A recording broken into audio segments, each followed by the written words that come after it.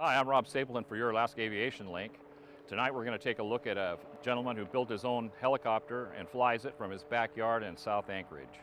Aircraft projects usually take more time than builders think they will.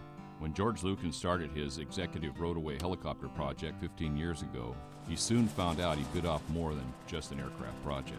Well, my career as a filmmaker over all the years, the last 43 years, I had to do a ton of films up in the North Slope and for all the oil companies, and I was constantly in helicopters, and I just fell in love with them. So I had occasion to go to Arizona, and I remembered a company that was in Arizona that made build-it-yourself helicopter. So I stopped in, and they had these things.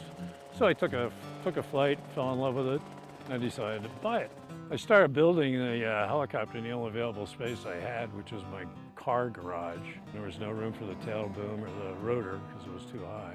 So I decided, well, I might as well just build a hangar onto the house. After Lucan's received his airworthiness certificate, he had another challenge, flying the aircraft for the first time. My plan was to learn to fly this model at the factory in Chandler, Arizona, where they're built. Well, they had a crash and they lost an instructor, so they called me up and said, we can't fly until October. Well, it was May. I wasn't going to sit here all summer and not fly. So I bit the bullet and I became a test pilot. I came out one day and we started up, and I had my son George taking video, and I had about 5 heart attacks inside of a half an hour. I had to bite the bullet and go off this cliff. That was it, I was either going to fly or die. So went off, got some altitude, had another couple of heart attacks, looked down at this space that looked pretty big while I was pulling on it, and saw that it was about the size of a postage stamp. Told my son on the radio, well, if I'm going to die, I might as well die in my own backyard. So we came back and landed, and that's how it got started. Much like other 51% home-built aircraft, Lucan's ended up making modifications and additions to his project. But in the end, he says flying it is a dream. And not only did he build and add an addition to his home, he flies it from his backyard above Potter Marsh, right out over the Turnagain Arm.